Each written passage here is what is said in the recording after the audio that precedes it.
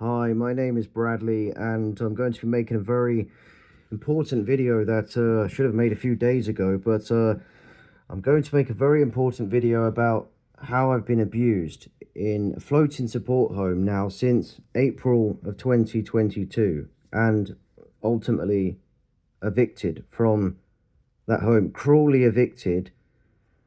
And yes, I've been treated appallingly by the staff team who were based at that home that I lived at, and I can say where it is. Yes, it was down Eastfield Road in Peterborough, 277 Eastfield Road, a mental health floating support home is what it was, and Longhurst Group are supposed to, or Longhurst/Amplius are supposed to be there to help vulnerable adults of all ages cope with their own difficulties. And I'm a bit tired, so if I make some mistakes with dates and things, it'll just be that I'm tired. I've been through an exhausting last few days and an exhausting time since I moved into that home in April of 2022. So it's three and a half years of abuse that I've suffered. And when I moved into that home, I was coerced into moving into that home from an inappropriate and unsuitable apartment in the centre of Peterborough. And yes, in that apartment, I didn't have adequate furniture or basic kitchen goods, such as I didn't even have a washing machine in that home. And I was coerced into moving from that home in the centre of Peterborough to Eastfield Road, 277 Eastfield Road, to the floating support mental health placement. And I was coerced into moving there because of the lack of furniture in the home I was in before. I was coerced into moving there by being told if I didn't move within a certain time frame, that bailiffs would come into my home and force me into Eastfield Road. And this has been a pattern for a long time now, but I'm going to go over in another video about the abuse that I've suffered in under children's social care since May of 2018, and then the abuse I've suffered under adult social services since January of 2021. But in the home I want to focus on the abuse I've suffered for 3 years and 8 months at Eastfield Road. So as I said, I was coerced into moving into the home in the first place, and I was also coerced because, and that's what happens to me all the time, social services, my mother, the manager of the home I was moved to at Eastfield Road, coerced me into believing that I would be supported by staff at that home, that I would be respected by staff who have bullied me all throughout my time under both adults and children's services since, as I said, May of 2018.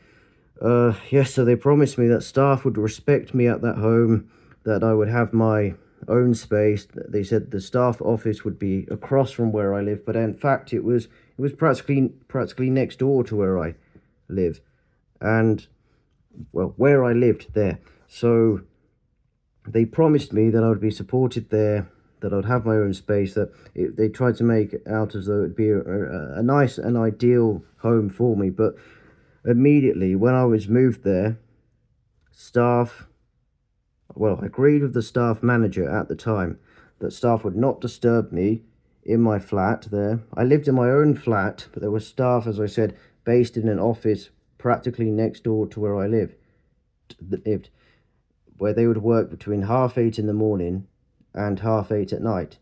So, and I would live there in my own flat. I would have my own space, and I agreed with the manager at the time that I moved in that I would be left alone by the staff because they wanted to do weekly welfare checks on me as part of what they wanted to incorporate in a care package, they called it, but I don't need staff support. I'm very independent, and they disguise wanting me to have staff support. They disguise that as actually when actually they want to use staff to taunt me and antagonize me and exploit my. I've been diagnosed with autism, mental health difficulties, including depression and anxiety, and also I've been diagnosed with OCD. And what everyone does is they weaponize the diagnoses that I have and exploit my weaknesses, and also disingenuously claim that I'm being given staff to support me, when actually in every home I've had staff, in every supported living home, staff have abused me, and they didn't respect my wishes for peace and quiet when I first moved in. So staff kept knocking on my office door, kept knocking on my door every week, and they'd come from their office, knock on my door, disturb me every week. When I, like I said, wanted to be left alone. Then they started posting notes through my door continually, which was annoying me as well. I told them to stop doing that, and they wouldn't.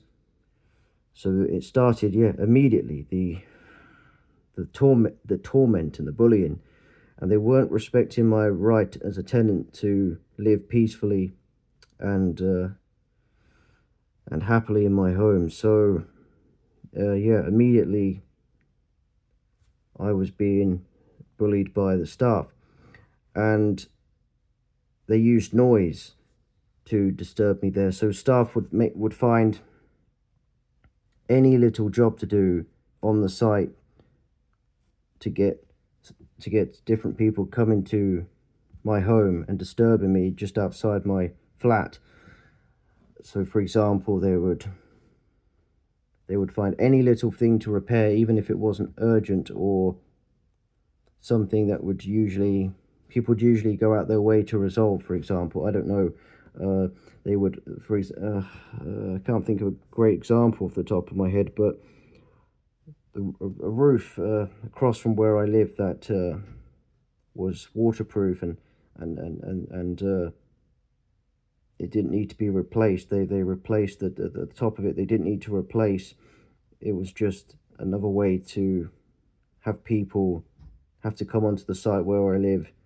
And guttering, they would even repaired guttering, and they would and also the staff got boiler engineers and other people to come to my home far too often to disturb me with appointments. They would try to come every several weeks to check the boiler, or to check, do maintenance and other checks in my home, but it was too often, and the appointments were never planned. So the staff never planned appointments with me, and never planned appointments and agreed the day and the time beforehand. So they would just come to my home and knock on my door and disturb me in the morning, and it'd be completely unplanned, or they would say that they're going to come at a time that I've not agreed with them to come to my home and disturb me. And like I said, boiler engineers won't even try to force his way into my home. They could have done all of those appointments in one, and done one bundle appointment where all of the electrical checks, the boiler checks, all of the maintenance and just routine checks, I suppose, of my flat could have been done in one bundle appointment. But instead, they wanted to just continually disturb me at my home. I can't remember exactly what every last appointment was for, but the bottom line is I was being harassed deliberately to distress me. And as I said, I have autism, so I can't cope with appointments when they're not planned, and I like peace and quiet. So they also then used a gardener contractor nearly 2 years into my time there to distress me with a loud lawnmower and trimmer outside my home, and a leaf blower as well. So that very loud machine noise was very triggering for me, and they knew it would distress me. They know I have autism. They know it's on my file, and this was, as I said, nearly 2 years. This was in March of 2024 when this began, when the noise campaign against me began. And the staff, just before they got a gardener contractor to come to my home and disturb me with the loud machine noise, they had an injunction order imposed against me to try to stop me going to the staff office and complaining about bullying that I experienced by individual staff members, also isolation I felt living on my own flat, my mother controlling my finances against my will, which I need to talk about in this video as well. She's controlling my money against my will and won't allow me to full control over my own money, which is not acceptable. I'm 22 years old. I'm an adult, and it's my right to have control over my own money, and I have the capacity to manage my own money. I don't need anybody to manage it for me. So so as I said, the gardener contractor started coming to my home in March of 2024 in conjunction with the staff going to the county court in Peterborough and imposing an injunction order against me. So they imposed an injunction order against me, which tried to prevent me going to the staff office, complaining about the staff, complaining about the noise outside my home, and because it meant if there were rules in the injunction order where, I couldn't cause anyone harassment, alarm, and distress even within my own flat, and it was very controlling and trying to just shut me up and quell my complaints about the gardener contractor as well as the staff. So I would go to the staff office in between the time that I first moved into that home, and as I said, where the staff kept knocking on my door and disturbing me, and the gardener contractor. I'd also spent much of that time in between going to the staff office and complaining about my mother controlling my finances, isolation that I felt living on my own in my flat,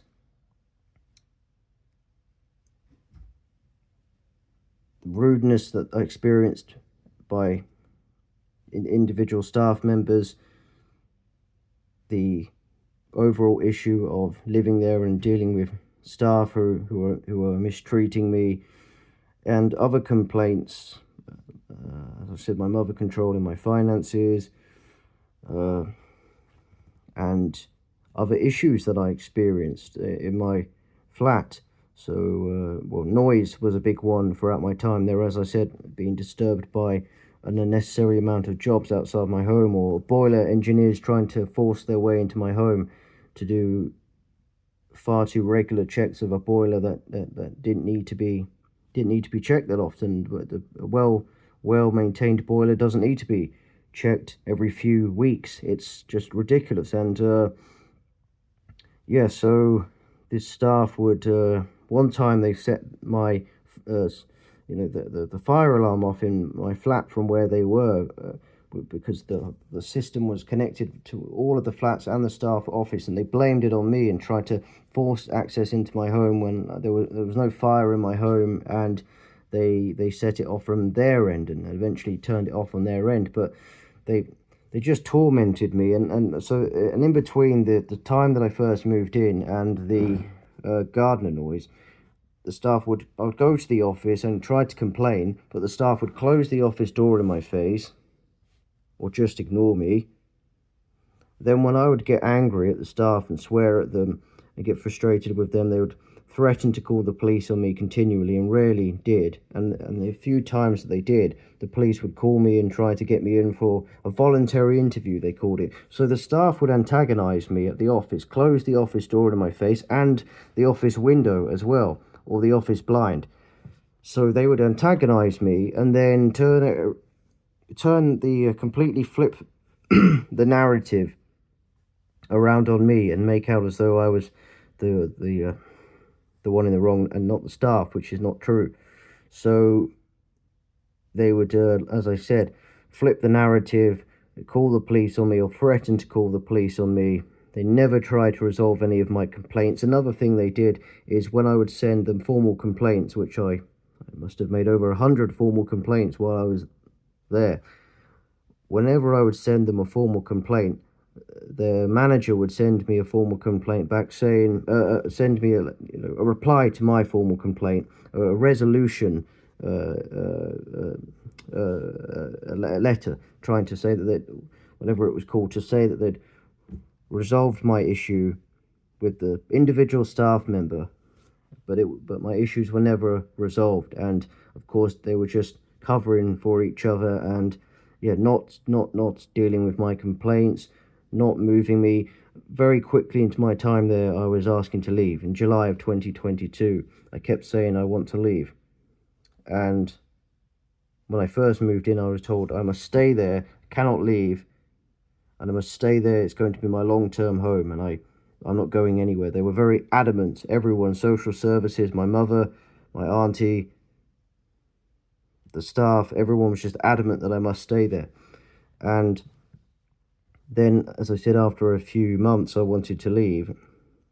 And all throughout my time there, they kept telling me that I couldn't leave, that I must stay there. They ignored my complaints. Like I said, so the staff would ignore my complaints, provoke me, and then try to get me in trouble when I would retaliate. So that was the pattern there, for pretty much all of the time that I lived there. And when they got the injunction order imposed against me, it was clearly a strategy, as I said, to try to control me. It was clearly a planned, a scheme against me, where, as I said, so I would go, the gardener would disturb me outside my home. Then I started to go outside my home and tell him that the noise is disturbing me. I don't want him to come to my home. Then eventually I got more and more agitated and would start shouting at him.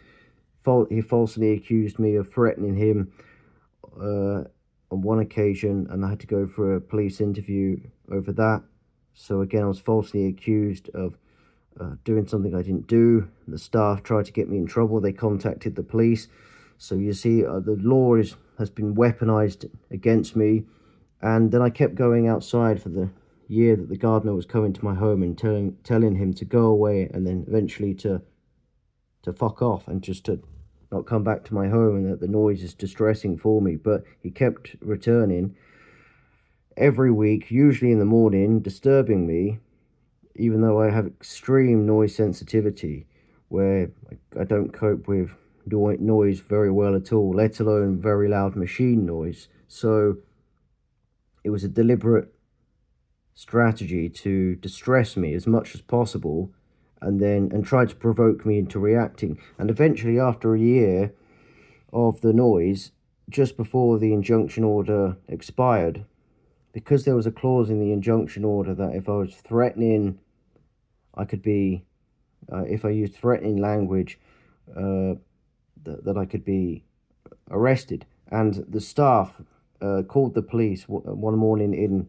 early March of this year and got me arrested under the clause in the injunction order, when I went outside and told the gardener contractor to fuck off, and told him to stop coming to my home and distressing me. He brought two people with him that time to try to keep me from going near him, because the week before I'd put my foot on his lawnmower and just tried to stop him moving it. So that it really was ridiculous. And this is further made clear that it was deliberate, because for nearly 2 years there was no gardener contractor coming to my home there. It only started once they imposed the injunction order. So they clearly imposed the injunction order right before arranging for the gardener contractor to keep coming to my home, to make sure that they could, as I said, control me and eventually get me arrested. It was clearly a plan. And so they did. They got me arrested. Then I lashed out at the police and kicked out at them and didn't let them arrest me. And I got charged with assaulting emergency workers. And that's the way the system has been weaponized against me. The criminal justice system is being used as a weapon to try to control me. My needs are not being met as an autistic man. I'm only 22 years old, and my needs are not being met. I'm just wrongly being characterized as some kind of violent villain, which is not true at all. I'm not a violent person by nature at all. But when I'm provoked, then I lash out and I get distressed. And and they're weaponizing my autism against me. So I got arrested, as I said, and lashed out at the police, and was then charged with assaulting emergency workers. Then a few months later, I went to court, and I was sent to I was in court after also, because I've been arrested on a few occasions at that home. On another occasion, I was arrested for not going to court, and then that didn't lead to me being sent to prison, but I had a medical reason that I couldn't attend court, but they didn't listen to me, the court, despite me providing them letters. And I was arrested on another occasion for not being able to attend court, and that time I didn't have to attend court. It was to do with the eviction process that was started against me in July of this year by Longhurst Group. And after I was arrested, I was later and taken into custody. I was later the next day. I had to go to court in Cambridgeshire Magistrates Court, and it's hard to get all of these details precisely correct. But yes, I was taken to Cambridgeshire Magistrates Court, and there in August of on the 8th of August this year, the judge used the assaults during the injunction order related arrest to send me to prison, where I was sent to H&P Peterborough prison. And while I was in prison, I was threatened and bullied by other prisoners, and worst of all, though, I was abused physically by the prison officers, who verbally and psychologically bullied me from the moment I went in there. And when I have the complaints with my belongings, which are currently in storage after I was evicted from my home, which I'll get to, where I have the complaints against the prison in detail. But I was physically abused in my cell on 3 occasions by prison officers. I was physically assaulted in my cell. On 2 occasions, I was punched in my shoulder and my head, and they tried to just scare me into not standing up for myself. One of the prison officers, when I was first sent to prison, shouted at me on the first night that I was in the prison, and he continued the next day to mock me just inside my cell in the prison, which upset me. And I eventually told him I'd make a complaint about him, and eventually and I was also then, I had food thrown at me by other prisoners by the food servery area. I was calmly escorted back to my cell, but then one of that same prison officer who was bullying me from the moment I went into the prison, he came into my cell with another prison officer, and they wound me up again. He provoked me again, and I told him I didn't say anything threatening, but I told him to fuck off. And then he and the other prison officer started, as I said, punching me. It was punched in my shoulder, my head. They took my TV away in my cell, and one of them held me while they did that. They then put me on the floor in my cell, put my hands behind my back, and said, "Are you calm? Are you calm?" But I have autism, so I don't like being restrained, so I couldn't calm down. And eventually he let go of me and went out of my cell. But I was provoked, and from the first night I was sent to the prison, he shouted at me. The officer who was bullying me there shouted at me. I couldn't cope with that, and I told him that not to shout at me. And then he mocked me the next day. And I told you, he mocked me in my prison cell by saying, "Stop shouting at me," in a mocking way. "Stop shouting at me." He said it in a way to mock me, what I'd said the night before. And yeah, that's that's the way they were treating me there, and it's very difficult for me to stand up for myself with my autism. And I don't think with my autism, it's exploited. People exploit my autism to upset me and antagonize me, as I said. And then I didn't retaliate physically to that prison officer, as I said. I just verbally responded, and then I was restrained. Then I was beaten up in my cell, then restrained, as I said. So that was one incident. And another incident, again, it was just because I stood up to two prison officers who came into my cell, and one of them was being very aggressive towards me. I went to walk up to him, and I didn't go to hit him or anything, but then he punched me in my shoulder and my head and pushed me down onto the bed in my cell. And on the third occasion that I was beaten up in my cell, I have the specific incidents that I'll go through with, that I wrote down. I wrote down this complaints about exactly what happened during each incident of me being assaulted in my cell. So I'll get to the third one, where I went down to the adjudication room in the prison after the second incident I described, to try to explain that I was provoked in my cell into getting upset, and I went to go up to the prison officer, but I didn't know what I was going to do. I was angry, but I didn't go up to him with my fists raised or go to hit that prison officer.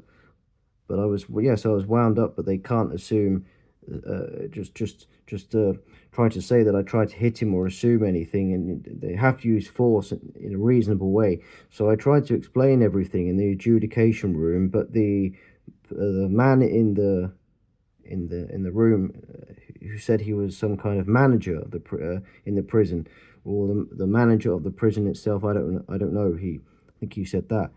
He said he was some kind of the general manager of the prison.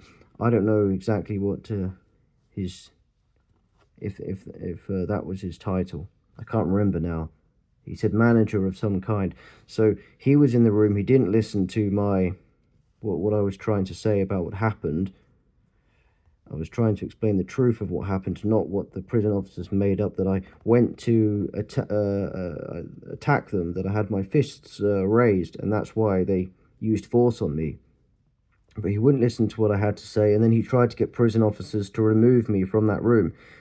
And he just said, "Get out." And then prison officers rushed into the room and went to restrain me. But as they went to touch me, I just punched the one who went to restrain me. I can't cope with being touched, let alone restrained. I don't like people touching me. And then they pinned me to the floor and put handcuffs on me while I was in the adjudication room.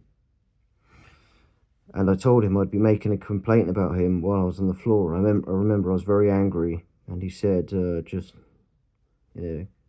patronizingly calm way, go ahead, and I could do that. And then I was picked up, but I kicked out at the prison officers, who then put me on the floor again. They then lifted me up again and said, one of them said he's going to walk, and he was looking at me, but then I didn't want to walk with the prison officers. I was distressed. I can't cope with being restrained. And then they put me in a very restrictive restraint, where they held my head down like this, my neck down, and there were two prison officers, one either side of either side of me, and a prison officer behind me, and one in front, and they restrained me in that extremely restrictive hold, out of the adjudication room, through part of the prison, outside, down walkway area outside the prison, where there was one prison officer who taunted me the entire way back, and who was breathing down my neck the whole time. And I tripped as they were restraining me. Because they were restraining me, they were so restrictive, and my head was down like that. It was down like that, and I just couldn't. You can't look. I couldn't look up and move properly. It was putting a lot of strain on my legs, my feet, and my stomach. And I tripped over and tripped on their feet, and then he pushed my neck down further, and then they tried to use it as though I was deliberately tripping them up. And then they took me into the prison and up multiple flights of stairs where I couldn't breathe properly, I couldn't move properly. It was very, very restrictive, absolutely, yeah, horrific restraint. And as I tried to grab onto the side of the stairs and the wall, that same officer pushed my head down, and they wouldn't give me a break or let me move at all properly. And he kept and they were telling me to keep walking, and it was he was whispering in my ear. And as we got onto the wing, as it's called, where I was in the prison, as we were going up the flight of stairs on the wing, the prison officer who was taunting me the whole way back, he stopped me again as I tried to grab onto the stairs railing, and to try to ease the pain of the restraint and try to lift myself up. He again pushed my head and neck down, and then he said in my ear, "Wait till you see what's going to happen when you get back in your cell." So he actually threatened me by saying, as I said, something along those lines, "Wait till you see what's going to happen when you get back in your cell." And then they took me into my cell just a few doors down the along the way. They put me on the floor. My hands were behind my back, and while I was lying down in my cell on the floor, the prison officers assaulted me in the cell, where they kneed me in my head 5 times, very aggressively. Just bashed his knee into my head. Then the prison officer who taunted me the entire way back, I saw it was him, but you got to remember I was looking down, so it's difficult to know what's going on around me. I couldn't defend myself or move around with my arms and hands behind my back. And the one who taunted me punched me in my head 3 times, very aggressively, as though he was trying to seriously hurt me. With the way they, as I said, kneed me in my head and punched me in my head continually, it felt as though they were trying to seriously hurt me. They were using excessive force. I ended up with a nosebleed. I had to contact my mother immediately and tell her what happened.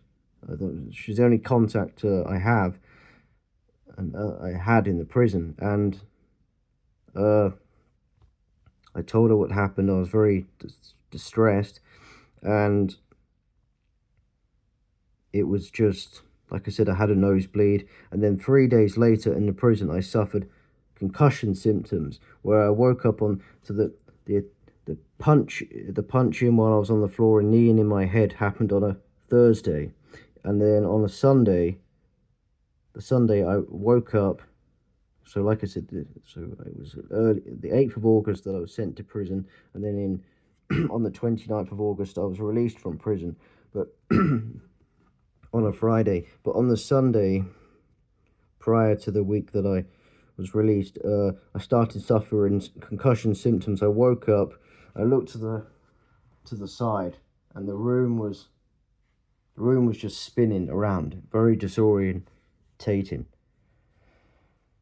So I told the prison officers what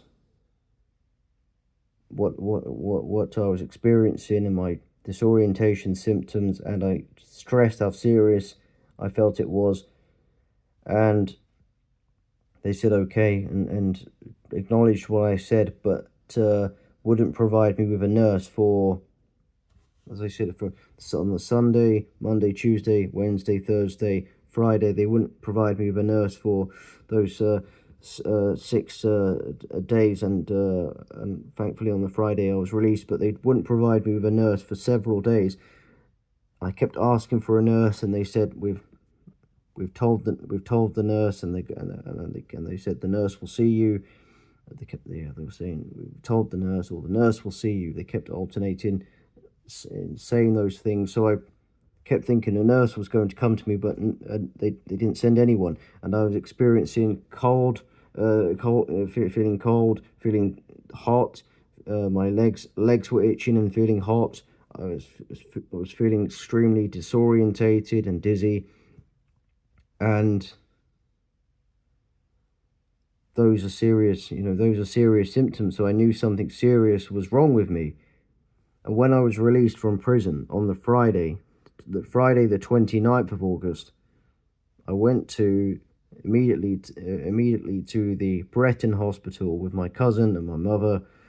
And when I saw a neurologist in the hospital, he went through a series of tests and assessments to make sure to find out what was going on, make sure my brain was functioning properly, and to, of course, diagnose the issue. And he said that I'd suffered concussion, and I was suffering post-concussion syndrome. He said to get lots of rest, and that the issue would hopefully resolve itself in 2 weeks, but it can take even up to for a very, very long time, years for some people. It can take a very long time to go away. But the symptoms I was experiencing of the disorientation and the dizziness, particularly when I would lay on one side, didn't go away for 6 to 7 weeks. And in July of 2022, Longhurst Group, so the staff team who abused me in that home, they started the eviction process in July of this year, so just before I was sent to prison, where they went to court and got a possession order. They got a possession order, and that meant that they took back the home, and yes, that began the process of the eviction. And yeah, so it started the chain. And like I said, I went to prison. I was abused in prison. I still need to formally complain about the prison and hold them accountable with CCTV, with the camera footage in the prison, with the call logs to my mother, and also after I was assaulted in my prison cell, after the restraint, the next day I had a bruising around my eye and a bloodshot eye as well. It's just been awful. Yeah, it's no exaggeration to say it's just been hell this last 3 years and a half. So I have evidence of what happened to me in the prison. My formal complaints, I made formal complaints after all of the verbal, emotional and physical abuse I suffered from the prison officers and other prisoners as well.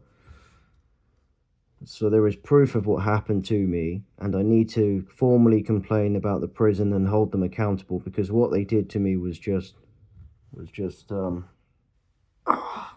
absolutely sickening abuse of a prisoner. So I was, as I said, released from the prison, went to the hospital, and while I was at the hospital, my mother wanted to try to explain that I'm going to be forced to move out of that home and evicted, and I knew that I didn't have long to live in that home, but I tried to plan for 3 years. From July of 2022, I was complaining about not wanting to live in that home. So for 3 years, I told social services, my family, the staff there, mental health professionals, everybody involved, every agency and individual involved in my life about the fact that I wanted to leave that home, and it was not suitable for me, with the isolation, the staff abuse. Another resident abused me there as well, which I've got to talk about. He started shouting through his window at me every time I'd leave the car park and the site there and return. He would shout through his window and out his window at me, and even when I'd go just to take the bin rubbish out to the bins in the car park, he would also harass me then.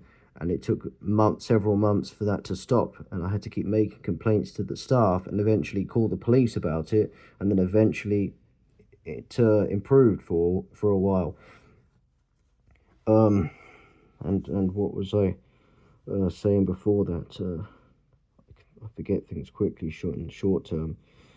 So yes, I knew that I wouldn't have long to live at Eastfield Road when I was released from prison. So my mother said that her and my cousin, who was there as well, they both said that they would try to help me move into a short-term home. But of course, I've not been listened to I wasn't listened to for 3 years, and I didn't believe they would actually try to help me. But I said okay, and my mother and cousin said they would, and my cousin particularly would speak to me when there was an update or when somewhere potentially found for me, when when progress made. And social services as well have a responsibility, of course, to make sure that particularly as a vulnerable adult that I'm always housed. And then eventually, though no progress was made, my mother and cousin just irritated me over text message by not giving me updates. My cousin wasn't helping me file a complaint against the prison, as she said she would. The prison abuse seems to have gone I think they want they're hoping that I forget about what happened to me, but I won't, because I was physically abused in the prison, and lucky not to have sustained a brain injury. And I feel lucky to not have been killed. It was very, very dangerous what they did to me. So then I stopped talking to my cousin and my mother, and then it just, I just knew then I would have to rely on social services to help me. But my social worker the last social worker who recently got involved in my life wouldn't listen to me and didn't share my vision for what I ultimately want to do in the long term, is live in the countryside area out of where I've lived in for most of my life, in Peterborough, in central Peterborough, where it's not safe. I've also been attacked in the city centre in Queensgate, and outside Queensgate, outside the back entrance of Queensgate, near Borges Boulevard. And I've been attacked on 3 occasions by other youths my age, by 2 girls, 1 boy, and I've also been attacked by 2 violent Asian men who are a few years older than me, who ambushed me and attacked me. And on the other occasions with the youths, it was because I just stood up for myself. I didn't say anything provocative or do anything to deserve being attacked, but people in this city are violent and aggressive. I don't know what's wrong with the culture in this city, but it's just people are just volatile and extremely imposing extreme danger to me. They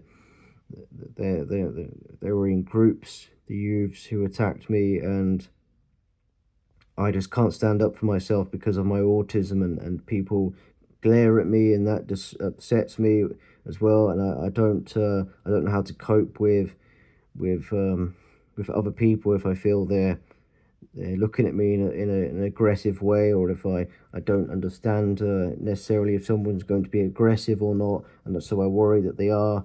And then I just stood up for myself, and one of the occasions, because I was being glared at, on another occasion 2 girls pushed me off a bench that I was trying to just placed my bag down on, and was putting my things away before going into Queensgate, and they just barged me out of the way. I tried to stand up for myself and say that they were wrong to do that, I tried to record it, and then one of them tried to attack me and take my phone out of my hand. Another occasion, it was because I just said to a group of them, boys and girls, why I just said, "Why are you staring at me?" or "Stop staring at me." I didn't say anything aggressive, but instead of just letting me carry on walking, they tried to approach me. So I recorded what was happening, and again I was attacked.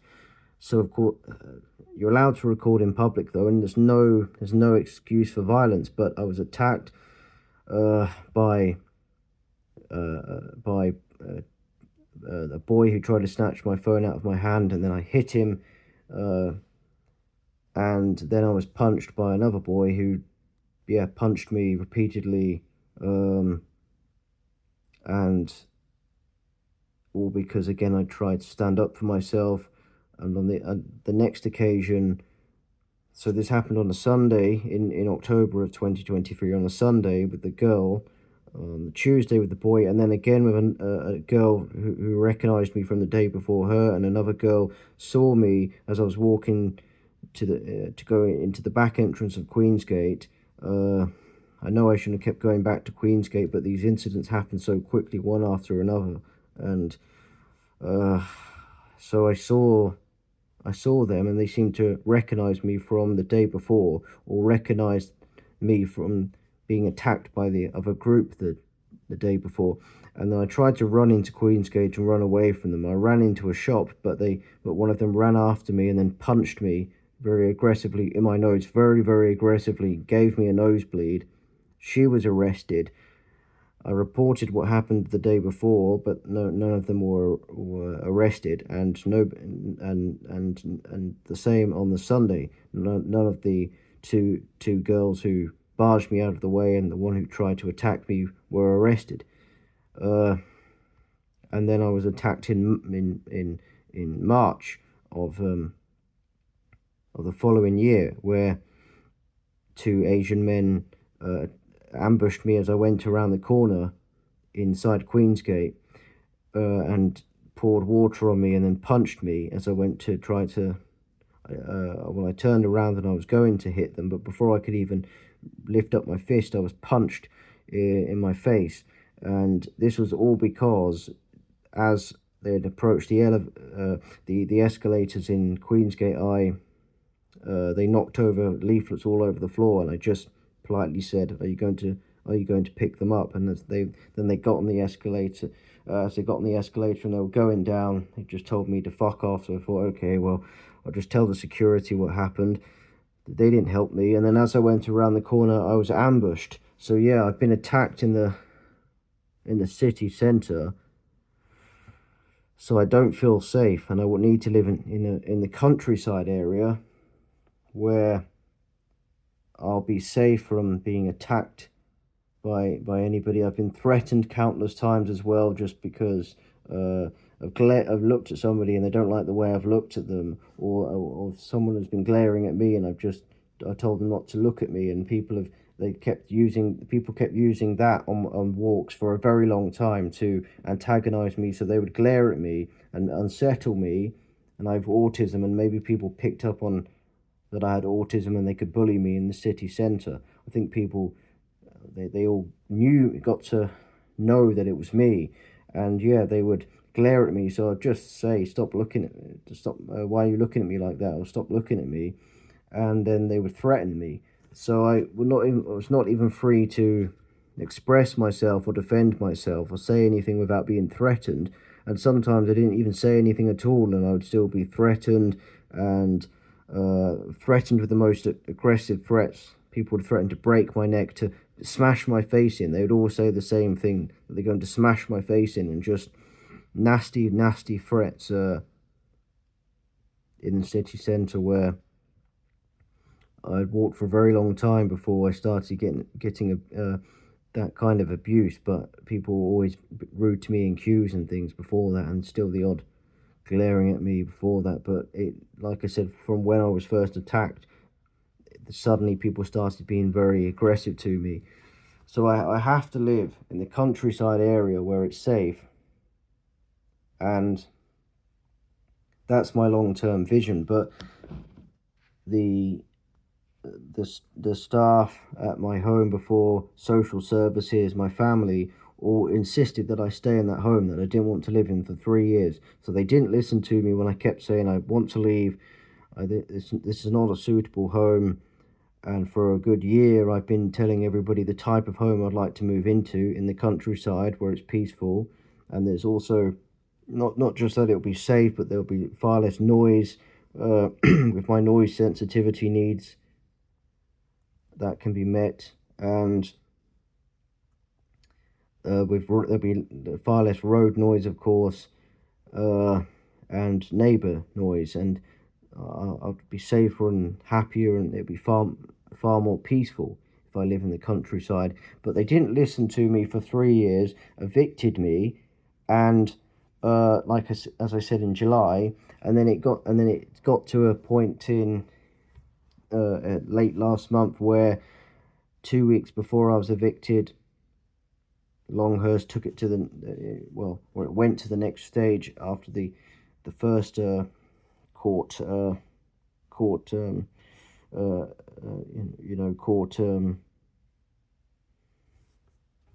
the beginning of the court proceedings with evicting me. It got to a point where 2 weeks before I was evicted, I had a notice slapped on my door to say that in 2 weeks, if I have to be out of that I had to be out of that home, or bailiffs would come to my home, remove me and my belongings, and there was just not enough time for me to prepare. I kept telling the staff that they need to contact their solicitors and halt the eviction process, that they need to give my social worker time to try to get me moved into suitable accommodation, a suitable home. Bear in mind that I gave everyone 3 years to try to help me get moved into a suitable home. It was just, and also I signed off on my tenancy agreement last year, which meant that social services had a duty to try to find me suitable and alternative accommodation, or do what they did when they evicted me, which is make me homeless. But then it forced housing and the council to find me suitable temporary accommodation. But the rules don't apply when it's the staff and when it's everybody else. But then the system is weaponized against me. So it's just interesting how the rules don't apply to them, but they are applied to me, and when they're applied to me, they're applied unfairly. So so it was I was given 2 weeks notice. As I said, I couldn't do anything about it in time to stop the eviction process. The social worker who was working with me didn't listen to my short-term and long-term plan for where I want to live. And in the short term, I said I have to live ultimately it needs to be a long-term plan. But I was telling her that it needs to be a suitable home, that they can't just be done within a few days. But she wouldn't help me to try to get the eviction process halted, and just tried to insist that I have to work with her and that'd be to move me to somewhere they want me to move to. So I couldn't stop the eviction process in time. The staff at the office, as I explained before, that the staff, I would go to the office, the staff would ignore my complaints, they would close the office door in my face. Also, I'd go to the office window and they'd close the office window in my face, and even close the office blinds in my face and provoke me. And they would do that knowing that my complaints were distressing me, and that I have autism, and my mother is wrongly controlling my finances against my will as well, and trying to say that I can't have my own bank account and control over my own finances. So that's another thing the staff used to wind me up when I'd go to the office, and they would advocate for my mother to have control over my own money. The staff would shout at me and then say they're not shouting at me to wind me up. They would deliberately be contrarian all the time in order to antagonize me, and just, it's difficult to explain when it's emotional and psychological abuse. But I made plenty of formal complaints describing the subtle incidents in which the staff would antagonize me. And then eventually it got to the point where I'd swore at the staff where he kept swearing at the staff and kicking the office door in frustration, and then leaving and making a complaint and posting it into the staff office, posting it through their letterbox. I'd often post the formal complaint in their letterbox, kick the door in frustration, and leave. And they weaponized me getting angry and swearing at them and kicking the office door in order to get police to call the police on me, or threaten to call the police on me. And what they did when the eviction happened to me, which was last Wednesday, I was evicted from that home, and when it happened, the staff used 2 incidents where I went to the office to get and reported me for public order offences, where they just weaponized the system against me and the law against me in order to flip the narrative of what actually happened when I went to the office, which was, as I said, I would retaliate against the staff antagonizing me. And so last Wednesday, what happened is, on the day of the eviction, on the 3rd of December, on the day the eviction was planned, at 10 o'clock in the morning, the police and 2 enforcement officers from the bailiffs came to my home, immediately tried to open my door, which only had a chain on it and not a lock. So I went down stairs on my bare feet and tried to close the door and keep the chain on it. And then the enforcement officer was talking to me through the door and said that I'm evicted, that I have to leave. And I said, you need to give my social worker more time to move me into suitable, to work with me into getting me moved into suitable accommodation. But she said that didn't listen, and said that I had known for months that I was being evicted. But remember, I spent a lot of the time that I was supposedly given to plan for moving out of that home in prison and being abused, and then recovering from the abuse I suffered in prison. Not to mention, I gave everybody 3 years. I gave all of these agencies I mentioned, social services, the staff, my family, mental health professionals such as psychiatrists who kept coming to my home and insisting on meeting with me, where they want to try to probably diagnose me with another mental health issue, or try to claim that or try to get me sectioned, or try to claim that I'm just everything is happening because I'm mentally unwell, and try to give me medication rather than addressing the staff bullying me and that issue. So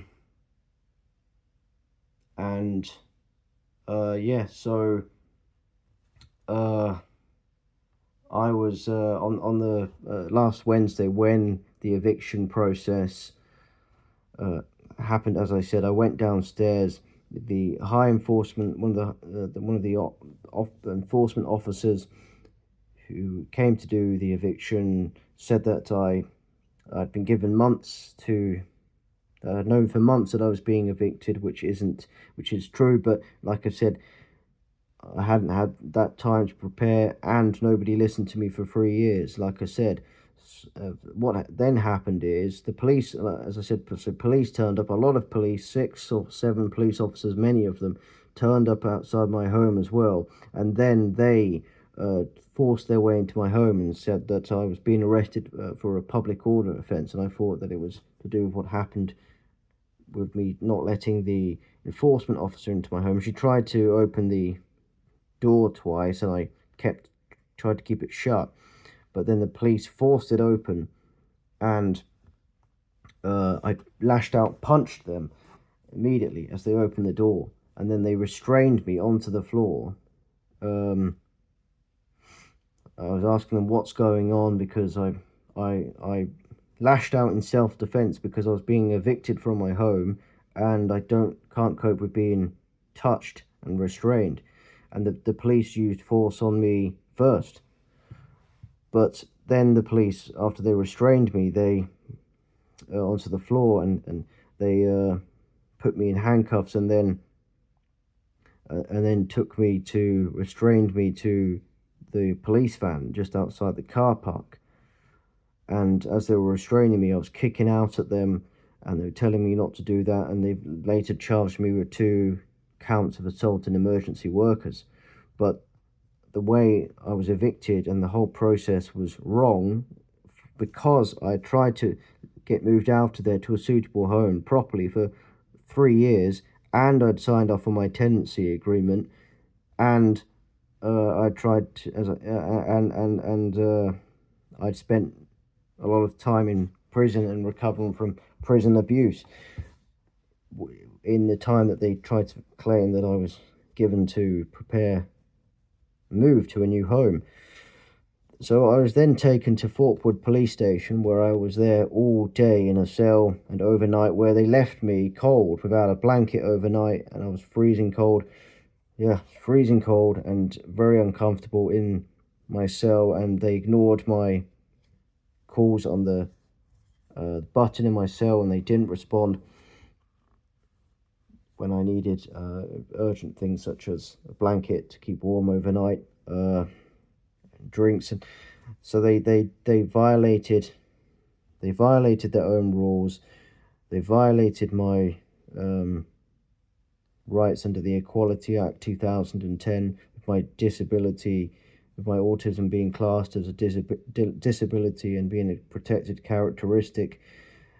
They and like I said, with my sensory sensitivities, cold environment, loud noise, bright lights, those are all triggers for me, and particularly distressing for people with autism. But everything is just called bad behavior. They just everyone just says badly behaved, violent, aggressive, difficult. No one respects that I have autism, and that's they're the criminals and the badly behaved individuals and the bullies. And so I was cruelly, as I said, kept in a cold cell overnight. This is after I've been just dragged out of my home that I'd lived in for 3 years and a half, albeit I tried to get out of there, and I was being bullied there, but I wanted to leave and it be a planned move.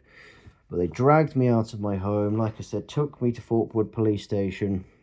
I was there overnight, and then the next day I had to go to Huntingdon Magistrates Court, where multiple custody staff came to the area just outside my cell to try to I felt as though they were trying to intimidate me into accepting going with Serco staff to Huntingdon Magistrates Court, and yeah, I felt they were trying to pressure me into going there.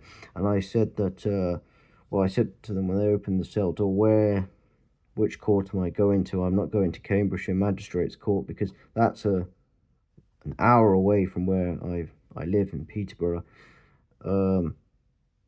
But I went to Huntingdon Magistrates Court with them.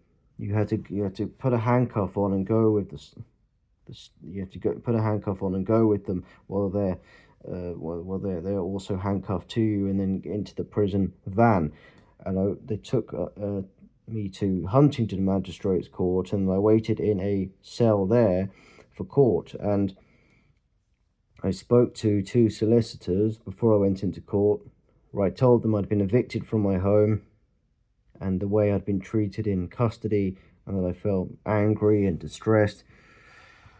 One of them offered to help me at a later date and read my complaint about all of the agencies and individuals involved in what has happened to me, which I'm going to type up after this video. So, yeah, so they listened to what I had to say, the solicitors, and said I wouldn't be going to prison, or but I would have bail conditions put on me, and I would be released. And in those bail conditions, the magistrates, judges, there were 3 judges in there, very rude to me and shouted over me when I tried to just speak politely after everyone else had spoken in court to make my points.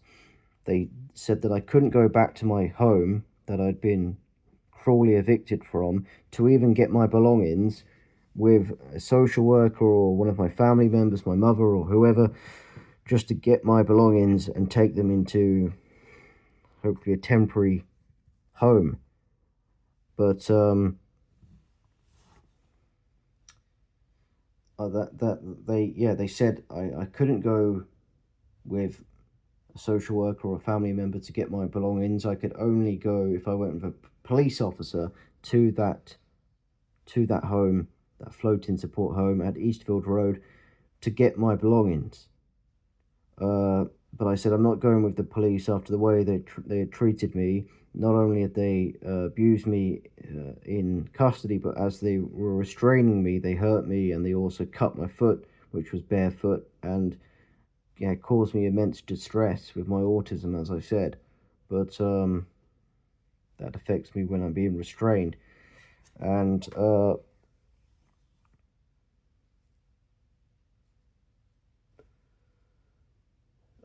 where was I? I was just late, so I'm a bit tired. That might be why I'm losing my train of thought from time to time. Yes, the judges decided that I couldn't go back to my home to get my belongings without going with a police officer, and they said the other option for me would be for a third party, my social worker or my mother, my family, to get my belongings and take them on my behalf and bring them to me, or what they ended up doing was taking them into storage, which is what happened. My family took my belongings into storage, but I told them, I gave them permission. I was speaking to my mother a lot about this, who I've spoken to a lot over the last few days, who has there's a duality where she's tried to help me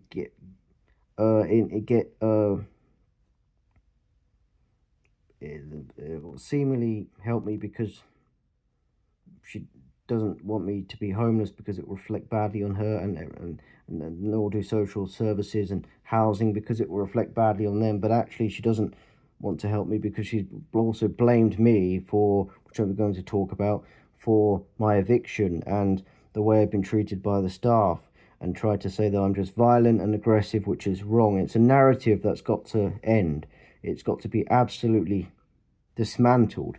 The idea that I'm a violent and aggressive person by nature has to stop, because that completely ignores the fact that I have autism and extreme needs. But so I spoke to her about my belongings and said I would be, she could move my belongings into storage if it was done carefully. None of my things could be damaged or lost. And my family did move my belongings into storage, which, okay, fair enough, they moved my belongings into storage, but they didn't reveal the location of the storage unit, where they actually took my things. So, yeah, and in Huntingdon, when I was in the magistrates in court, and the magistrates were telling me that I couldn't go back to my the home I lived in before, placement. I couldn't get my belongings without a police officer. They also said I couldn't contact two staff members at all. Not that I want to speak to any of the staff there, because they tried to claim that in two incidents I made them feel threatened in their office, but that's a lie, because the staff stopped interacting with me and ignoring me far more when I started to go to the office and record my interactions with them, which I am allowed to do. I'm protected because of the bullying I was experiencing, and why I was recording, and they recorded there anyway with the cameras on the site. But they started to try to avoid me a lot more when I began recording them. But before that, even when I would go to the office and when I was upset and angry, they would still open the office door, and as I said, try to close it in my face, threatened to call the police on me the moment I became remotely irritated by something or something they said to me. And why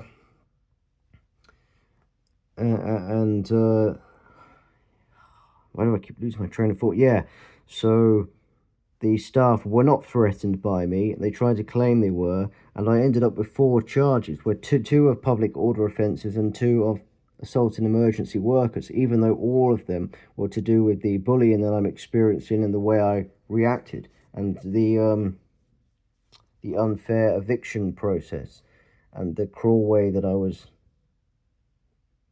treated, and the way it was as I said, completely avoidable with the way I tried to move out of that home into a suitable home before that. So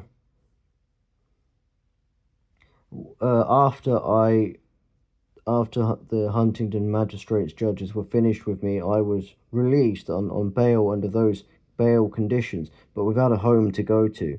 And the solicitor who spoke to me wasn't able to help me figure out a plan for even the short term in terms of where I would live then. So I had to contact my mother and tell her where I was, and in the end that night I stayed in the Newark Hotel, not very close to where I lived,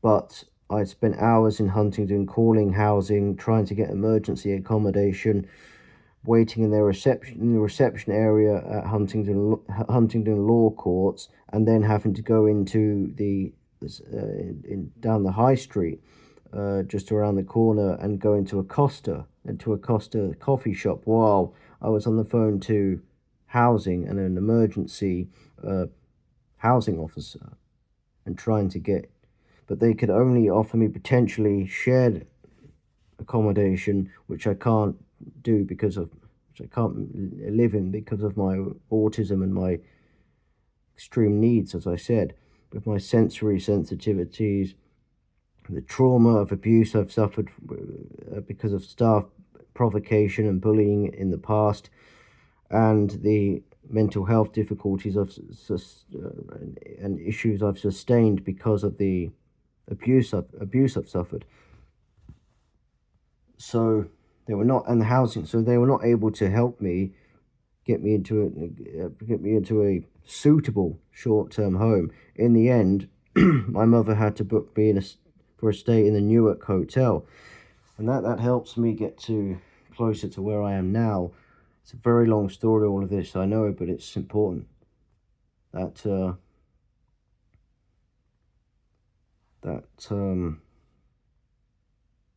that all of it is explained, and I explain it all in detail.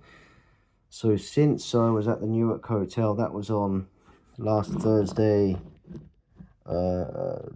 night, as I said, I've been living in hotels temporarily, and housing and social services have failed to try to get me into short-term accommodation that is suitable. And I need to be living out of the city in the countryside area where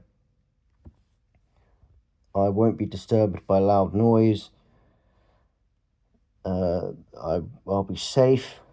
I don't want any staff around me, so it can't be a supported living staffed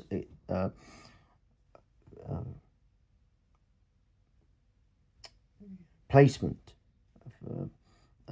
scheme. I have to be living on my own, with entirely my own space, and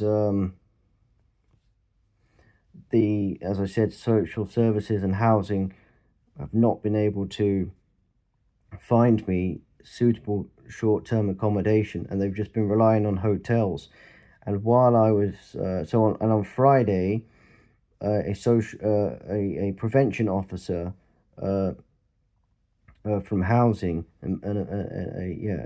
he's called a prevention officer. He contacted me and tried to pressure me into accepting shared accommodation, where I'd have to share the kitchen area, but I can't share accommodation at all, because, as I've said, because of my autism, social anxiety, the trauma I've experienced in the past, because of the bullying and provocation, and also the mental health difficulties that I have.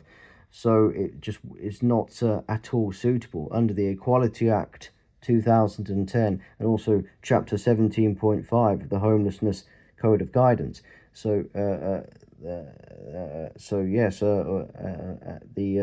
those guidelines and the Equality Act 2010, all the law is on my side here, and it means they have to make reasonable adjustments. And a reasonable adjustment for me is I have to be living in my own self-contained environment. A bungalow or a house is where I need to live in the countryside area. Flats are not an option because of noise transference. With footfall and with music, shouting, and all kinds of noise that you can experience by living in when you're living in a flat. So the prevention officer tried to pressure me into accepting shared accommodation at he said it was 4 Ashcroft Gardens. Yeah, but I can't, and I believe that's not far from. That's around the central Peterborough. I don't know where exactly Ashcroft Gardens is, but he said if you don't accept my offer by 5 p.m. today, that they would end their duty towards me, and that's not, so he can't do that because the home is unsuitable due to my autistic needs. But that's the way that's the email he sent me, and it was wrong, just incorrect under the law, and not how he should have treated me. And the same on Monday, he tried to pressure me by saying I would have to accept. So I emailed him formally rejecting the inappropriate and unsuitable accommodation via email, and gave the reasons as to why it was not acceptable due to my autism and my past trauma and mental health difficulties due to the staff abuse I've suffered, and that I couldn't be around somebody else, and it would present far too big a risk to my health and safety. So I explained all of that, I gave all of my reasons, but he emailed me back again saying that adjusted his email to try to claim that it wouldn't, the environment that I'd live in wouldn't present any risks to my sensory sensory process. It wouldn't cause me any sensory processing issues, but that is not true. Living in shared accommodation would definitely be inappropriate for me and could potentially trigger my vulnerabilities, as particularly with noise. So I formally rejected yet again and put my foot down, and he didn't call me or message me back. And eventually then a social worker, and so I had to stay on Friday night in the Travelodge Hotel in central Peterborough, and on Saturday and on Sunday, paid for by my mother. And then on Monday, so getting closer to now, a social worker he said he's from the long-term team, contacted me, and he tried to get to know me, and explained my needs with my autism, and and that I won't accept shared accommodation. And that he actually listened to what I was saying. Not that I trust social services to have my interests at heart one bit after the way they've treated me for 7.5 years, but I've got to make another video another time about the way I've been abused in care overall since May of 2018. And yeah, so he accepted. I felt that housing and social services were pressured into accepting that my needs were not being met, because on Monday I also called housing in the morning in the hotel and told them that I formally rejected the inappropriate accommodation, that I don't have to accept it just because it's available, that they have to find somewhere suitable for me. And they tried to say, what if there isn't anywhere for you? But then they have to look at all options, B&Bs for ensuite, and kitchen mini facilities with a mini fridge, or studio flats, and out of district placements. I don't know if they considered all options, but I don't believe they did with the time, with the time that they had to do that. So I explained to them under the Equality Act how reasonable adjustments need to be made for me, and that I need to be living in my own home, my own environment. And eventually that social worker who called me back accepted my conditions and said that suggested that the council could help me pay for the first month's rent of a rented privately rented accommodation, at least in the short term, and the deposit, and as well, and the first month's rent. So yeah, the first month's rent and the deposit. So that was what he said. He didn't say guaranteed that they could help me, but put that suggested that there was something they could do. So I said, I was happy about that and said that okay,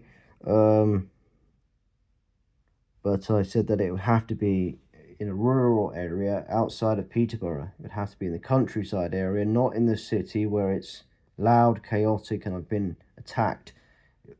And that was relatively promising. He asked me to look online and try to find potential places that I might like to move to, which I've done, and I've been using Rightmove and Zoopla, and looking online at potential places I might like to move to. But at the moment, social services, the council, my family cut contact with me when I kept asking for the location of my belongings that have been taken into storage, and so I can't speak to them at the moment. That's the appalling way they treat me. And I need to mention in this video about my family, my mother, my nan, my cousin talks to me as well. They and my auntie, well, at least used to, and my family have tried to gaslight me continually over the last, well, all throughout my time in care, and try to blame me for the way I've been treated by staff, which has been appalling. I've been abused by staff for 7.5 years, and if we focus on just from April of 2022 for well, overall for 7.5 years, and then for 3.5 years in the home I was in at Eastfield Road.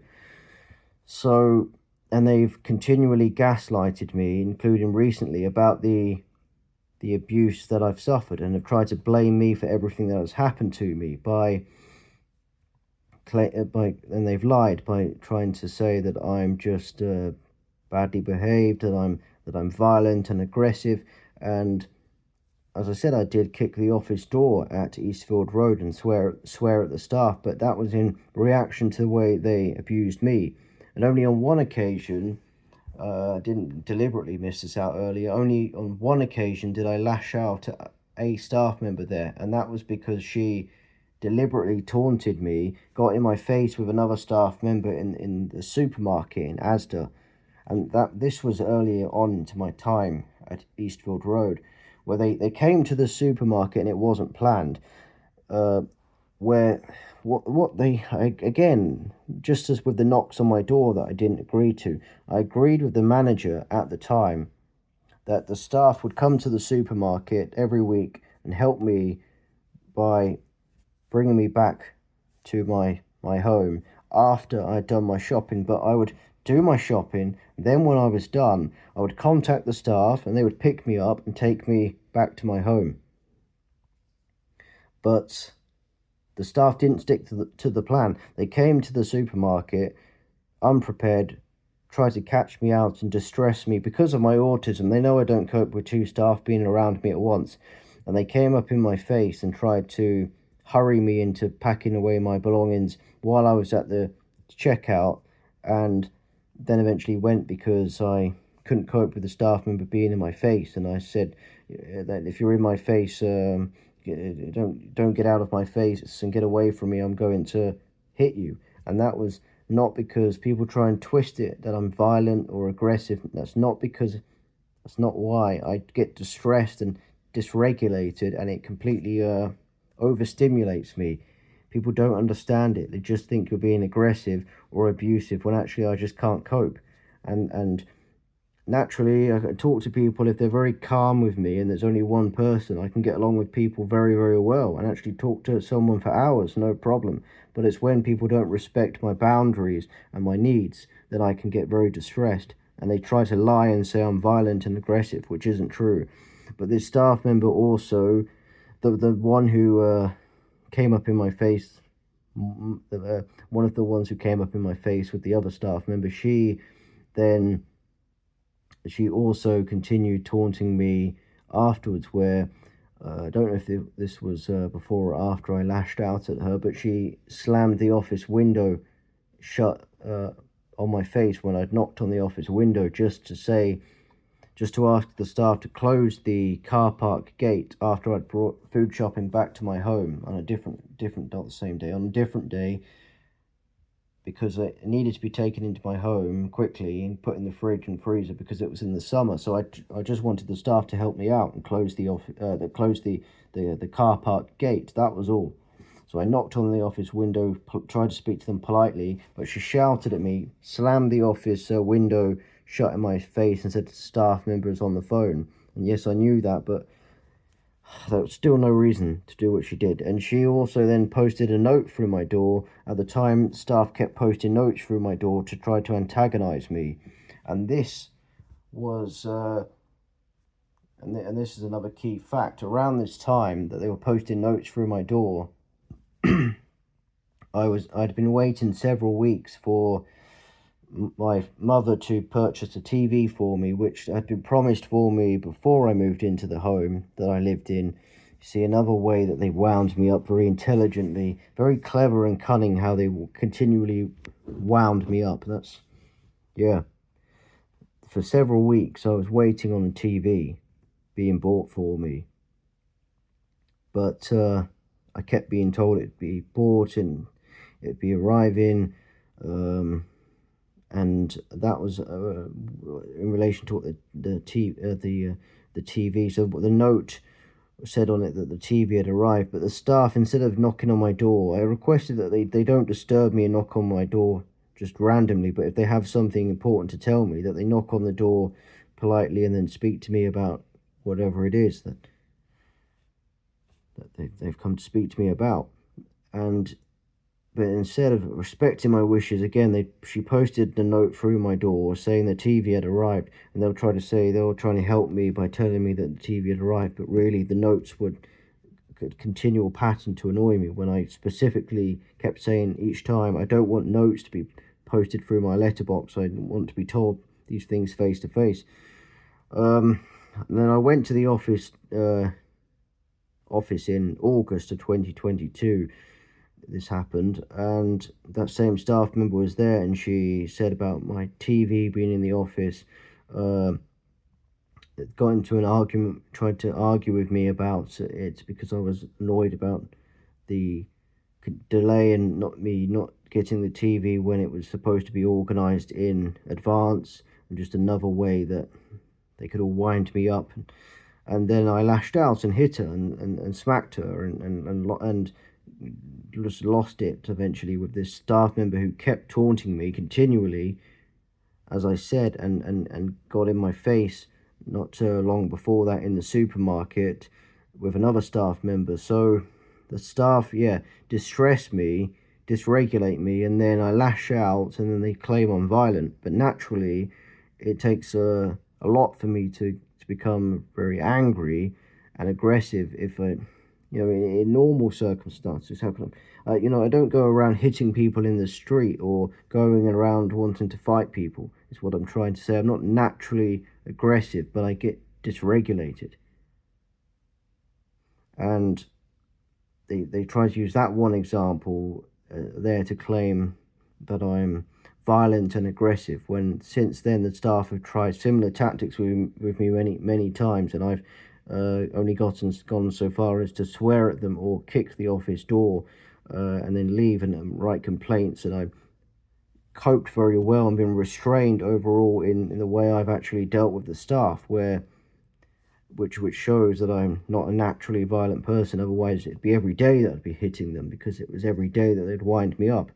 So the fact that it was only one time in 3.5 years just shows that. So my family have lied to me over the last few days. My mother messaging me and my nan messaging me, claiming that I'm violent and aggressive, and that I'm to blame for my eviction, and that I don't get along with everyone. Well, you know what? That I argue with everyone, and that I don't have issues with everyone, trying to claim that I'm the problem, as they'll put it. But no, I have autism. I have needs that are not being met, and yes, people with autism don't get along with other people. Generally speaking, as from what I've researched and experienced, and what I know, because this world is made for neurotypical people. So my needs are not met as an autistic person, and people don't understand me. And they also, it's not just ignorance, because I'm not having any of that. People exploit my autism because they find it enjoyable to antagonize me, and to get to distress me, and they enjoy seeing my reaction, and they exploiting my autism vulnerabilities, such as not coping with loud noise. So my family sending me messages such as I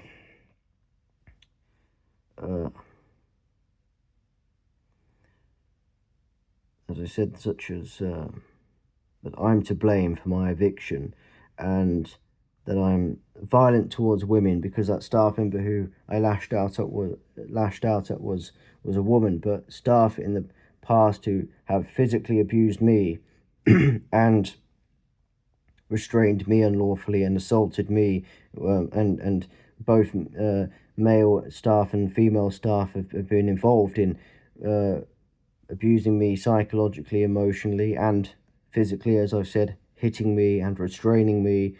And I've lashed out at both male and female staff who have provoked me or physically abused me as well. So it's a complete lie to try to very, very disingenuously claim that I'm violent towards women, which is wrong. And and lashing out because of my autism, and having meltdowns and being provoked is different to just being violent. People have got to distinguish the two.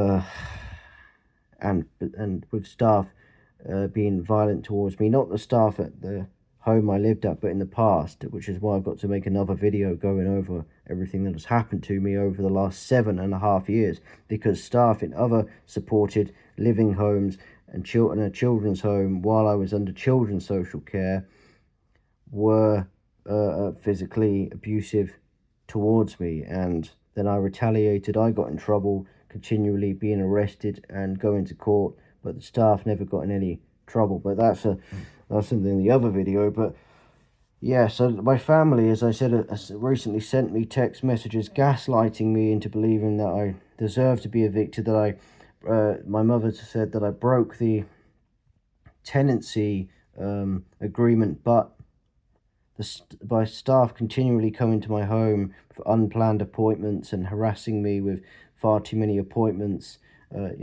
disturbing me and my peace at home, they broke the tenancy agreement themselves. And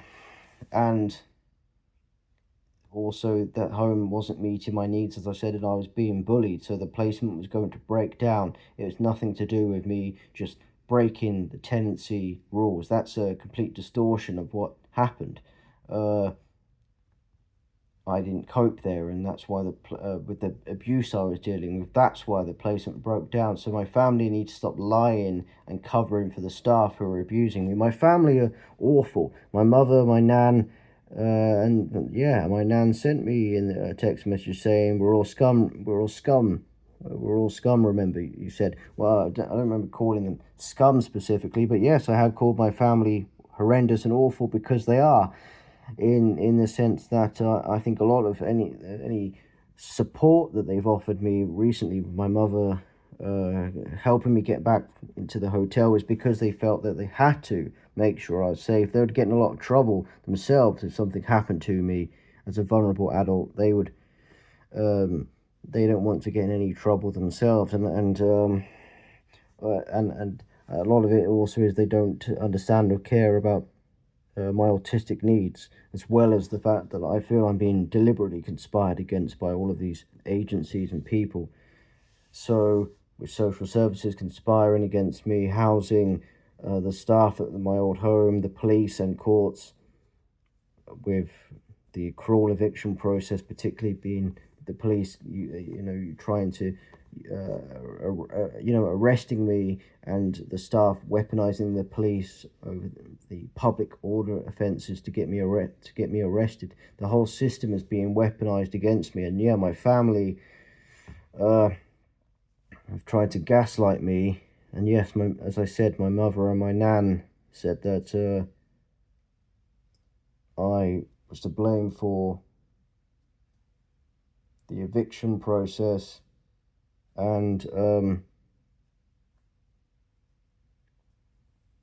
for the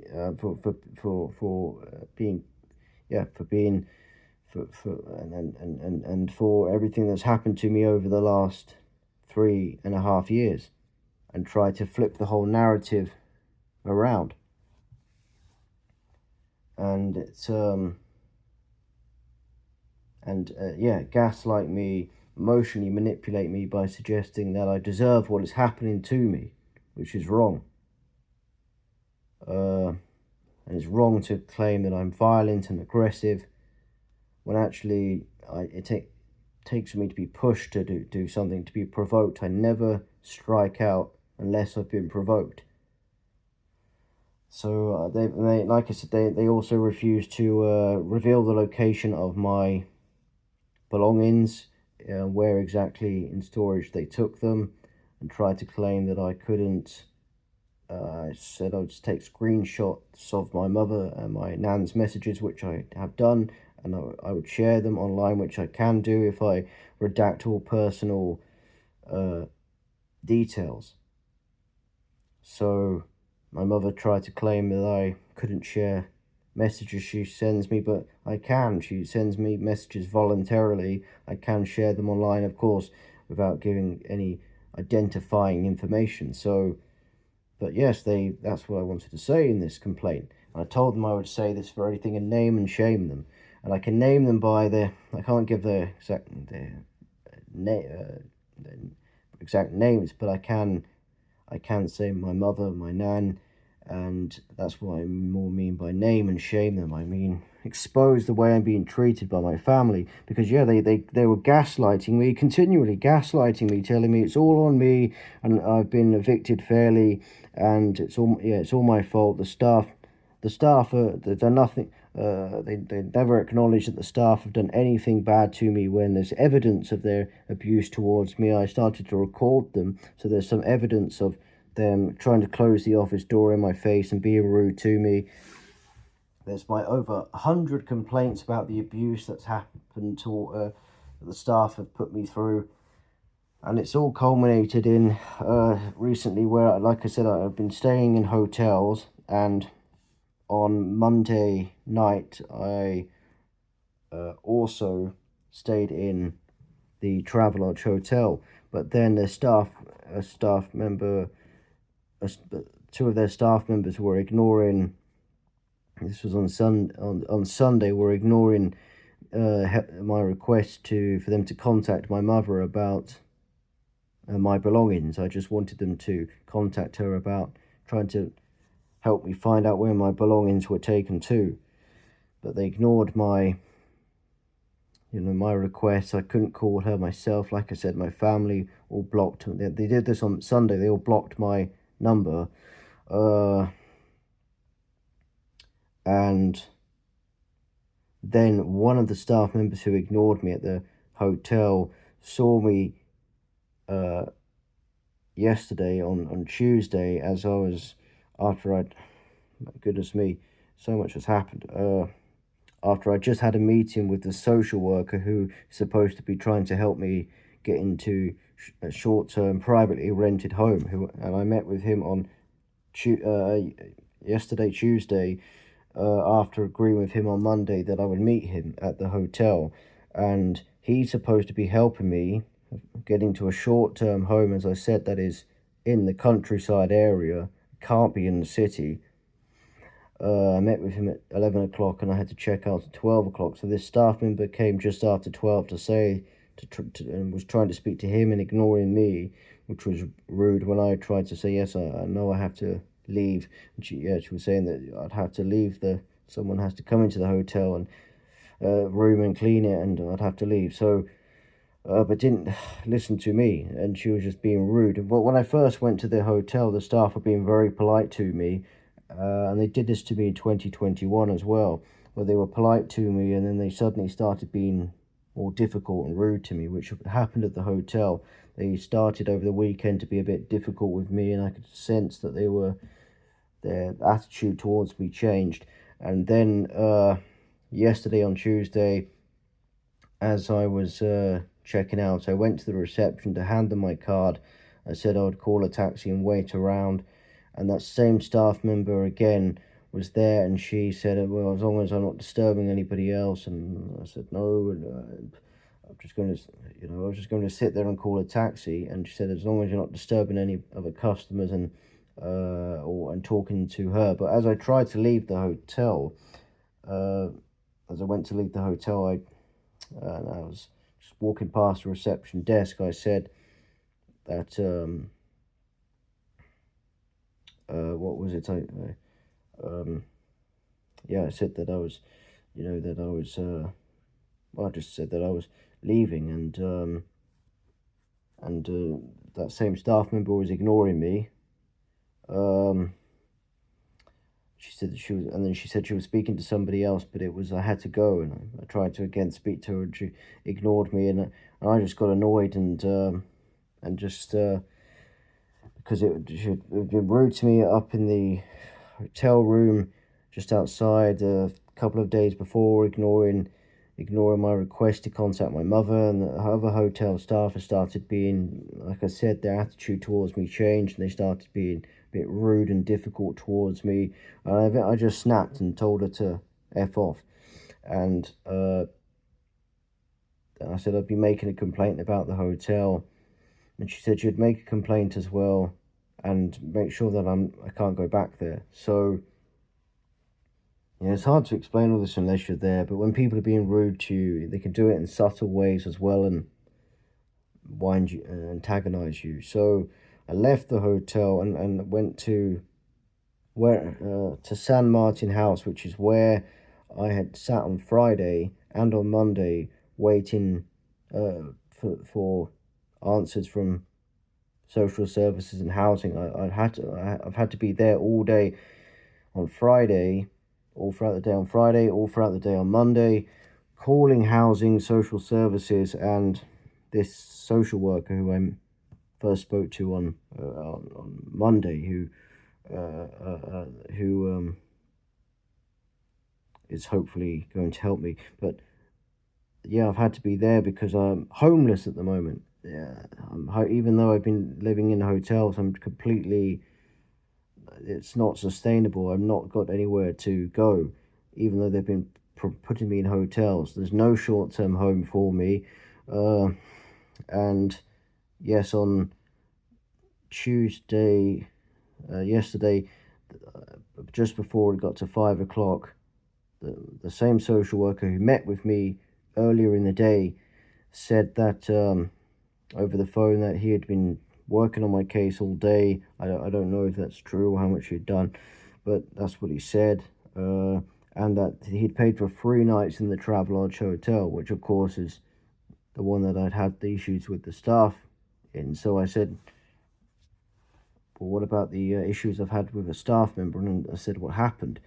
And he said, just said to go to the hotel. And I was thinking that's not a good idea because they probably won't want me to go back there. But I went to the Travelodge Hotel anyway to see if they were just going to keep that staff member away from me, or she wasn't on shift, so it wouldn't be an issue. But they said they're not going to check me in. When I went there, they were very, very rude to me, the Travelodge Hotel staff. One of them, this guy came out, and he'd spoken to me a few days before, of a couple of times in the days before that I was there, and he said, "I'm not checking you in," and just said it very firmly, "I'm not checking you in." And so I wasn't happy. I was very angry about that. Again, swore at them and swore at him and told him to F off.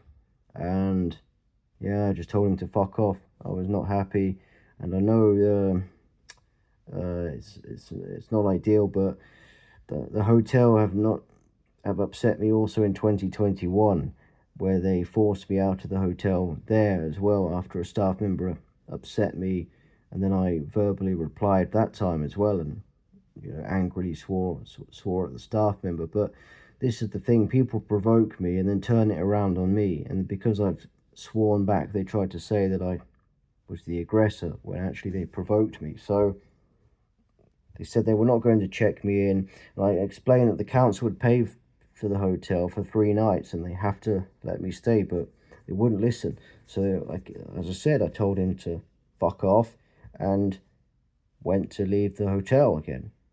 So I came back later to try to speak to them and say I'd make a complaint to their manager and record it, but there was nobody at the reception desk when I went back. But I'm going to file a complaint about the Travelodge Hotel, because if the staff were just polite to me, then I'd be polite to them. The only reason why I retaliate is if people provoke me. But even if people are a bit awkward or abrupt with me, I can generally manage that. I think it's when people when it's clear they're being rude to me or treating me differently than other people. The other customers in the hotel, they were being far more polite with them. So yeah, I need to file a complaint against the Travelodge Hotel. And then it meant that as being homeless, it meant that I got on a taxi to the Travelodge Hotel, but it meant that them not checking me, it meant that I'd been made street homeless, essentially.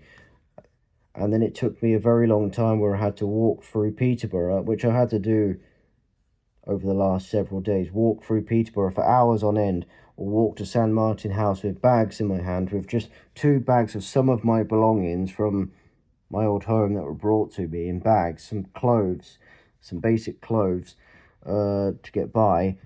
All that's been brought to me from my belongings that I still need to recover from storage, that I had to carry all throughout Peterborough. So I have to walk through the centre of Peterborough with 2 bags, hurting. That's why my shoulders hurt, and I keep touching my shoulder and my neck because it's moving my shoulder and neck, because my shoulders, my neck and my back, because they really hurt. I've had to carry these same 2 bags around like a complete fool, with just feel like a complete muppet carrying these bags around everywhere. It's just it's embarrassing and undignifying when I should be in my own home. It's people can see that I'm homeless and I'm not in a good situation, with the bags that I've had to take to San Martin House and carry them around the centre of Peterborough while I call housing, social services, and try to get into a new home. Because what am I supposed to do? I was evicted from a home I lived in. I can't just I can't just demand anybody lets me into their home. There's just no option for me there's been no option for me at times where I've had to wait around for a hotel booking for the night. And again, it was the same last night, where I had to wait around for the council. I had to call the out of hours social services number, say the Travelodge Hotel refused to check me in, and I asked if they could speak to them, because 3 nights had been booked at the Travelodge Hotel, if they would let me stay there, at least for 1 night. But they refused, so I ended up getting help from the emergency duty team at social services, help in getting the Premier Inn hotel booked, which is only booked for just several more hours until I have to leave again at 12 p.m. today. So this has been recorded in the early hours in the morning. It takes a lot of time to do this video. It's just when I got around to doing it. So yes, at a different hotel, the Premier Inn hotel. So I've been at 3 different hotels. My housing situation is not being sorted out in even the short term, and I've been evicted from my home, cruelly given bail conditions that prevented me from getting my belongings back, which are very important to me, including my posters, my movie posters in my old flat, which were very important to me. I'm a big Star Wars fan, and there was a Star Wars poster there which was given to me as a gift from somebody who went to a Comic-Con and gave me that Star Wars poster. There was a Halloween poster from the movie, the 1970 70s movie, and it's 1978, I think, and the Silence of the Lambs, my Silence of the Lambs movie poster, which is a great big poster that I had in my room as well. So yeah, those were great posters, movie posters that I'd carefully put up in my old flat, and I wanted them to be taken down carefully. And all of my DVDs of great movies I like, and my clothes, and all of my personal belongings, my tea mug, and just the usual belongings that you'd have, and my sentimental items that were all kept from me, and I wasn't allowed to go and get them back. So the court just completely stopped me from having any control over what I could do after I was arrested, as I said. I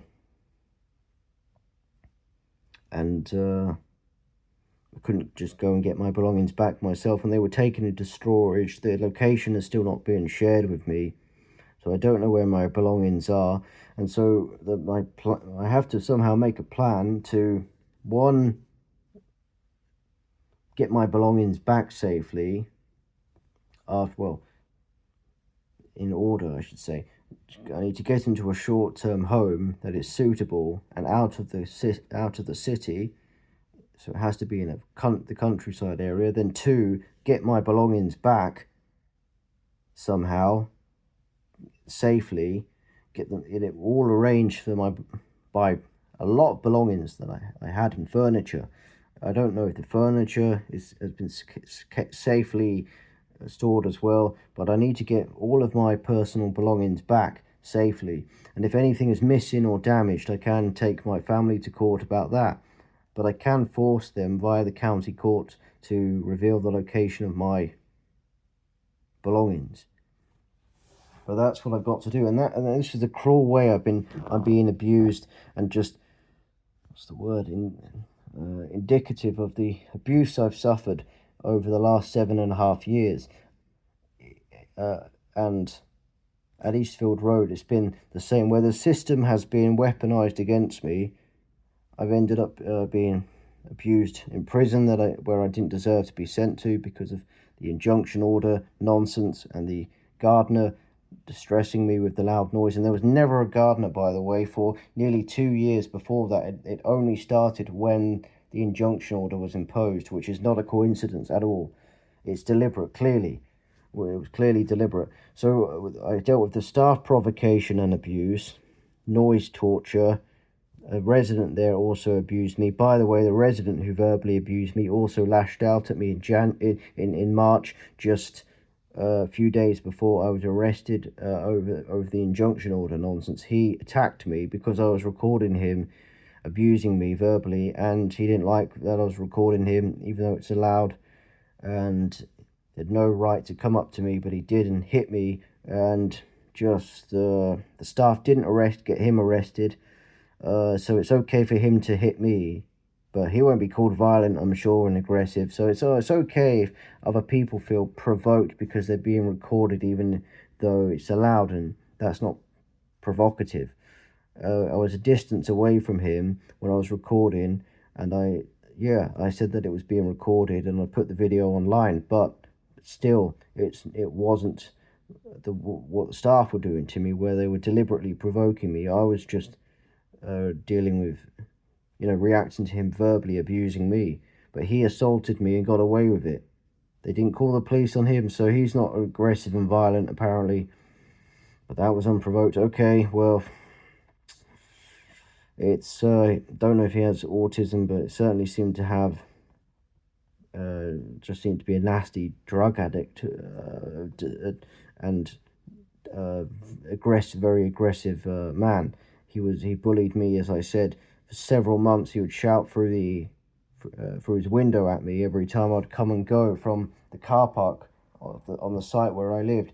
But yeah, so I dealt with the resident abusing me. Another resident also would sometimes glare at me and then make nasty comments to me when I would look at him, and they're just horrible to me there. The staff would bully me with the noise, with closing the office door in my face, just ignoring me at the office door. Then I would deal with my family abusing me, gaslighting me, and recently gaslighting me into believing that I deserve to be evicted, and the police and courts abusing me, the system being weaponized against me, the prison officers abusing me, and the prisoners in prison, and it all seems to be because I have autism and my vulnerabilities are being exploited. And I've tried to do many positive things that counteract any kind of idea that I'm the problem, which is I'm not going to accept for a minute. I've worked very hard to try to get moved out of that home. I've tried to get into college, where I intend on studying physics, and working very hard in studying. So that's a big goal of mine. Academically, don't like people, but I do like academia and working hard and studying and learning and thinking, and intellectual.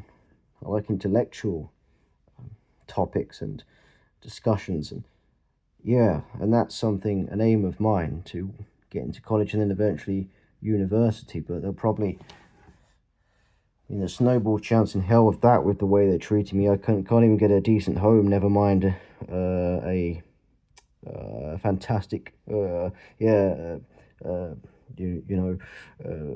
make fantastic progress in education. It's probably going to end up being a remote college attendance, and doing courses remotely for me. But I've tried to do that there at the home I was at. I've tried to do putting many positive things in place, in my life, and I've not been helped at all. Instead, they just wanted to weaponize the system against me, the police, the courts, and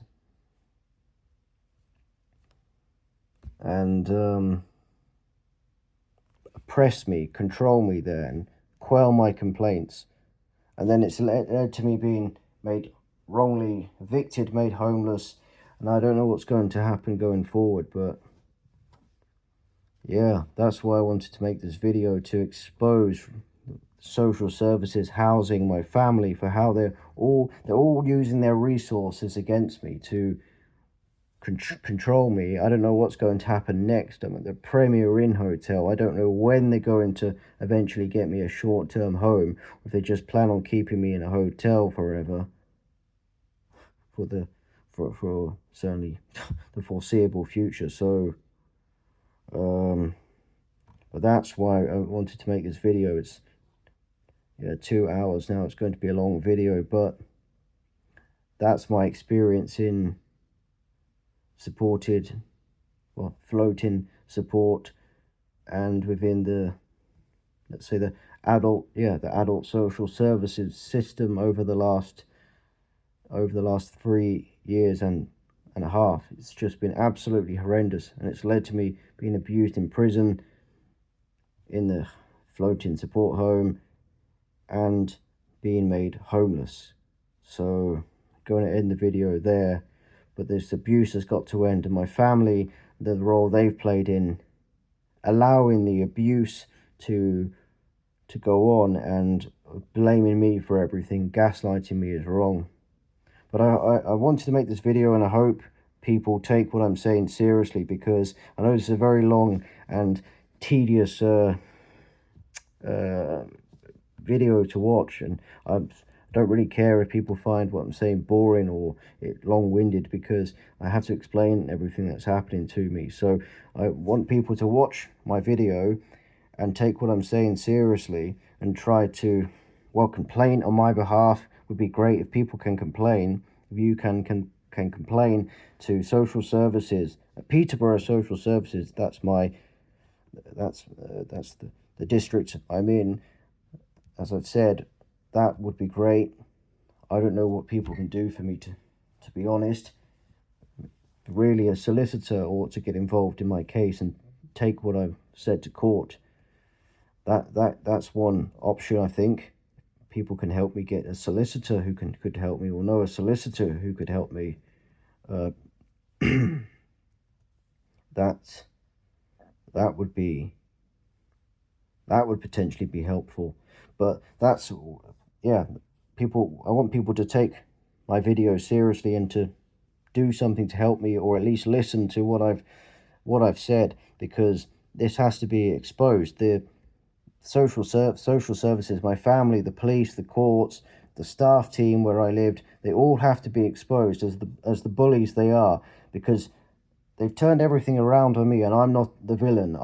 They're the ones who tormented me with noise, made me homeless, harassed me at my home, then turned everything around on me and tried to create the narrative that I'm just difficult, violent tenant and bad person. I have autism, and my needs are not being met. That's the problem. So I'm going to end the video there. I'm very, very tired with the last several days, particularly since the eviction that I've had to experience. It's just a joke. All of this is just an absolute joke, and it's not even comfortable having to reveal all this to public. It's pretty damn painful to have to admit, and dignifying being treated this way, and it's just not acceptable. So I hope people watch my video and just take what I'm saying seriously. Really, be nice if someone could actually fight my corner, or help me fight my corner. So that's my intention with this video. So I hope people will watch this video and actually watch it all the way through and listen to what I've said. Would be great. So yeah, I hope you've watched my video, taken what I've said seriously, and yeah, I hope this situation improves and the people who have bullied me in my life are held accountable. So this is Bradley, and I'm signing off on this video now. So thank you for watching, if you've watched my video and watched it all the way. So yeah.